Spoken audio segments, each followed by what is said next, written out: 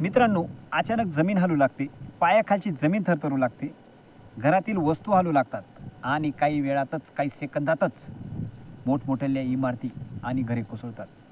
हो, आपण बोलतोय भूकंपाबद्दल. गेल्या काही दिवसात नाशिक जिल्ह्यात आणि महाराष्ट्रातील काही भागामध्ये भूकंपाचे धक्के बसले. नाशिकमध्ये 4.3 मॅग्निट्यूडचा भूकंप जाणवला. या धक्क्यामुळे काही ठिकाणी लोक घाबरून घराबाहेर आले. सुदैवाने मोठी जीवितहानी निर्माण झाली नाही. पण या घटनेने एक प्रश्न नक्कीच निर्माण झाला. जर मोठा भूकंप आला तर त्यासाठी आपण तयार आहोत का? भूकंप येतो तरी कसा? आपल्याला पृथ्वीवरून शांत दिसते, पण पृथ्वीच्या आत सतत हालचाली चालू असतात. पृथ्वीचा वरचा भाग अनेक मोठ्या तुकड्यांमध्ये विभागलेला आहे. या तुकड्यांना टेक्टोनिक प्लेट्स म्हणतात. या प्लेट्स हळूहळू हलत असतात. कधी दोन प्लेट्स एकमेकांवर आदळतात, कधी एकमेकांपासून दूर जातात, एकमेकांवर घासतात. यामुळे पृथ्वीचा आत मोठा ताण तयार होतो. हा ताण अचानक सुटला की मोठी ऊर्जा बाहेर येते. त्यामुळे जमीन हलते आणि यालाच आपण भूकंप म्हणतो. भूकंप किती मोठा आहे हे सांगण्यासाठी मॅग्निट्यूड वापरले जाते. इतिहासातील भयंकर भूकंप माहिती आहेत का तुम्हाला? तर आता पाहूया या जगात झालेले भयंकर भूकंप.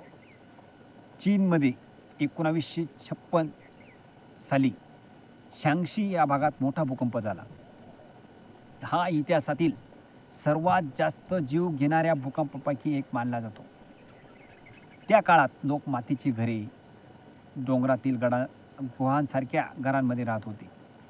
या भूकंपात 8 लाखाहून अधिक लोकांचा मृत्यू झाल्याचे मानले जाते. अनेक गावे आणि शहरे पूर्णपणे उद्ध्वस्त झाली.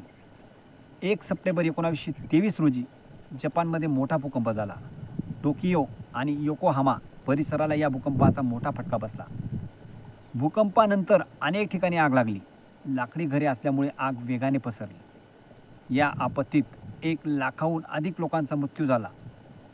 22 मे 1960 रोजी चिलीमध्ये जगातील आतापर्यंत नोंदवलेला सर्वात शक्तिशाली भूकंप झाला. त्याची मॅग्निट्यूड तब्बल 9.5 होती. या भूकंपामुळे समुद्रात प्रचंड सुनामी आली. सुनामीच्या लाटा हजारो किलोमीटर दूर हवाई, जपान आणि इतर भागापर्यंत पोहोचल्या. 28 जुलै 1976 रोजी चीनमधील तांगशांग शहरात मोठा भूकंप झाला. भूकंप पहाटे झाला. बहुतेक लोक झोपेत होते. मोठ्या प्रमाणावर इमारती कोसळल्या. अधिकृत आकडेनुसार 2,42,000हून अधिक लोकांचा मृत्यू झाला. 2004 ची सुनामी. आता येऊया जवळच्या काळातील सर्वात भयंकर आपत्तीकडे. 26 डिसेंबर 2004 रोजी इंडोनेशियाजवळ समुद्राच्या तळाशी 9.1 मॅग्निट्यूडचा भूकंप झाला. मोठ्या लाटा भारत, श्रीलंका, इंडोनेशिया, थायलंड आणि इतर देशांच्या किनाऱ्यावर धडकल्या. या आपत्तीत 2,30,000हून अधिक लोकांचा मृत्यू झाला.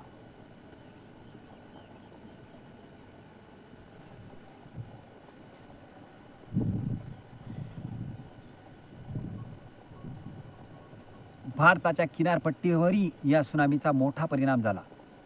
2010 हैती. 2010 मध्ये हैतीमध्ये 7.0 मॅग्निट्यूडचा भूकंप झाला. मोठ्या प्रमाणावर इमारती कोसळल्या. या भूकंपामध्ये 2 लाखाहून अधिक लोकांचा मृत्यू झाल्याचे अंदाज आहेत. विविध अंदाज आहेत. तुर्की, सीरिया 2023. 6 फेब्रुवारी 2023 रोजी तुर्की आणि सीरियाच्या सीमेजवळ 7.8 मॅग्निट्यूडचा मोठा भूकंप झाला. मोठ्या प्रमाणावर इमारती कोसळल्या. तुर्की आणि सीरिया मिळून 50,000हून अधिक लोकांचा मृत्यू झाला. हजारो लोक जखमी झाले आणि लाखो लोकांना आपली घरे सोडावी लागली. भूकंप कधी येणार हे आधी कळते का? हा प्रश्न सर्वात महत्त्वाचा आहे. आज विज्ञान खूप पुढे गेले आहे. भूकंपाचा धोका असलेले भाग आपण ओळखू शकतो. काही ठिकाणी भूकंप झाल्यानंतर काही सेकंद आधी इशारा देणारी यंत्रणाही आहे. पण मोठा भूकंप नेमका कधी होतो आणि कुठे होतो, किती मोठा होईल हे आधीच अचूक सांगणे शक्य नाही. म्हणून घाबरण्यापेक्षा तयारी करणे महत्त्वाचे आहे. भूकंप झाला तर काय करायचे? घरात असाल तर घाबरून बाहेर धावू नका. खाली बसा. मजबूत टेबल आणि फर्निचर खाली जा आणि ते घट्ट पकडून ठेवा. खिडक्या, काच आणि जड वस्तूपासून दूर राहा. लिफ्टचा वापर करू नका. बाहेर असाल तर तर इमारती, विजेचे खांब आणि झाडापासून दूर असलेल्या मोकळ्या जागेत जा. आणि सर्वात महत्त्वाचे, नाशिकमध्ये जाणवलेले अलीकडचे भूकंपाचे धक्के आपल्याला एक गोष्ट शिकवतात. भूकंप कधी येईल आपण सांगू शकत नाही. पण भूकंप आला तर काय करायचे हे आपण नक्की शिकू शकतो. निसर्ग आपल्यापेक्षा कितीतरी शक्तिशाली आहे. म्हणून म्हणून प्रश्न हा नाही की भूकंप कधी येणार. प्रश्न आहे भूकंप आला तर आपण तयार आहोत का? तुम्हाला या विषयाबद्दल काय वाटते? तुमचे मत कमेंटमध्ये नक्की सांगा. व्हिडिओ आवडला असेल तर लाईक, शेअर करा आणि अशाच माहितीपूर्ण व्हिडिओसाठी चॅनलला सबस्क्राईब करा. धन्यवाद.